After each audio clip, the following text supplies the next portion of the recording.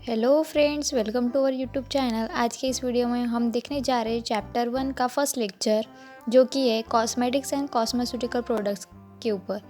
तो यहाँ पर जितने भी हम देखने जा रहे हैं इम्पोर्टेंट पॉइंट्स, वो एग्ज़ाम पॉइंट ऑफ व्यू बहुत इंपॉर्टेंट होंगे। सो पूरा वीडियो देखना। तो हमारा पहला इम्पोर्टेंट पॉइंट है डेफिनेशन, जो कि एग्ज़ाम में बार बार पूछा जा सकता है। तो देखते हैं कॉस्मेटिक की डेफिनेशन क्या कहती है। Any article intend to be rub, pour, sprinkle or sprayed on or introduced into or otherwise applied to the human body। ऐसे आर्टिकल जो कि हमारे बॉडी पे हम रब करते हैं, पोर करते हैं, छिड़कते हैं, स्प्रे करते हैं, लगाते हैं, ऐसे आर्टिकल को कॉस्मेटिक कहा गया है। और ये क्यों लगाते हैं हम ताकि हमारी बॉडी को हम क्लीन कर सके, ब्यूटीफाई कर सके, प्रमोट कर सके हमारे अट्रैक्टिवनेस को, और हमारे जो अपीयरेंस है उसको बदलने के लिए हम ये कॉस्मेटिक्स का यूज़ करते हैं। ये हमारी डेफिनेशन होगी कॉस्मेटिक की। अब देखते हैं classification of cosmetic and cosmeceutical product. पहले हम क्लासिफिकेशन देखने जा रहे हैं कॉस्मेटिक का। तो कॉस्मेटिक के क्लासिफिकेशन में जो है वो 3 कैटेगरीज में क्लासीफाई किया गया है। पहला क्लासिफिकेशन है अकॉर्डिंग टू देयर यूज़ है, देन है अकॉर्डिंग टू देयर फंक्शन है, then according to their physical nature है। ये जो क्लासिफिकेशन है इसमें भी फर्दर एग्जांपल्स दिए गए हैं, जो कि मैंने यहाँ पे नहीं लिखे हैं, पर वो इम्पॉर्टेंट हो सकते एग्ज़ाम के पॉइंट ऑफ व्यू से। सो आगे देखते हैं हम क्लासिफिकेशन ऑफ कॉस्मेस्यूटिकल प्रोडक्ट्स में क्या आता है। ये जो कॉस्मेस्यूटिकल जो वर्ड है ये इंट्रोड्यूस किया था अल्बर्ट क्लिगमन ने इन 1984 में।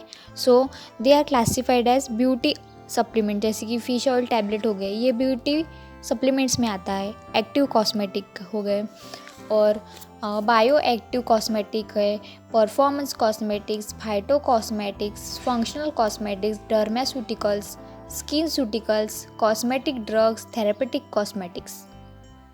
देन अब देखते हैं इसका evolution of cosmetics from cosmetic कैसे हुआ। तो 19th सेंचुरी में जो था वहाँ पे कोई आइडिया नहीं थी कि ये कॉस्मेस्यूटिकल्स और कॉस्मेटिक ये दोनों सेम है या अलग है। तो उसके बाद क्या हुआ, सेपरेशन हुआ जब first modern pharmaceutical industry develop हुई। फिर 1980s में क्या हुआ, ये जो कॉस्मेस्यूटिकल्स है इसको एक्सपांड हुआ। फिर जाके पता चला कि जो कॉस्मेस्यूटिकल्स है वो और कॉस्मेटिक्स जो है एक्चुअल में दो अलग अलग है। देन कॉस्मेस्यूटिकल जैसे कि हाइड्रोक्सिक एसिड का जो यूज़ है वो एक्सफोलिएंट करके यूज़ होने लगा अगेंस्ट द व्रिंकल्स। सो ये जो हाइड्रोक्सी एसिड है ये कॉस्मेस्यूटिकल्स हो गया। तो वैसे ही फर्दर कॉस्मेस्यूटिकल जो है वो इम्प्रूव करते हैं appearance of UV damage skin को और विंकल स्किन को। तो रेटिनोइक एसिड का यूज़ होने लगा एज ए कॉस्मेस्यूटिकल। देन ये जो कॉस्मेस्यूटिकल्स के जो फीचर्स है, जैसे कि इफिकेसी अच्छी होती है, इसकी सेफ्टी फॉर्मुलेशन होता है, ये स्टेबल भी होता है, यानी कि ये नॉवेल भी होता है, और पेटेंट प्रोटेक्शन जो है इसका बहुत अच्छा होता है, और मेटाबॉलिज्म जो है स्किन का और इनएक्सपेंसिव मैन्युफैक्चरिंग भी होती है। इसकी वजह से इसके कॉस्मेस्यूटिकल का यूज़ होने लगा आफ्टर द 1980s के बाद। देन है इंग्रेडिएंट्स जो है वो एंटी एजिंग प्रॉपर्टीज जो शो करते हैं वो भी यूज़ होने लगे हैं फॉर्मुलेशंस में। देन जो ये कुछ एग्जांपल्स है कॉस्मेस्यूटिकल्स के जो आजकल हमारे जो प्रोडक्ट में होते हैं कॉस्मेटिक्स के, वो यूज़ होने लगे हैं। जैसे कि ये पेप्टाइड्स है, रेटिनॉल है, कोएंजाइम Q10 है, सेरामाइड्स है, अल्फा लिपोइक एसिड है, अल्फा हाइड्रोक्सी एसिड है, बीटा हाइड्रोक्सी एसिड है, एलोवेरा जो है हम नेचुरल प्रोडक्ट यूज़ होते हैं हमारे कॉस्मेटिक के फॉर्मुलेशन में, वो यूज़ होने लग गए।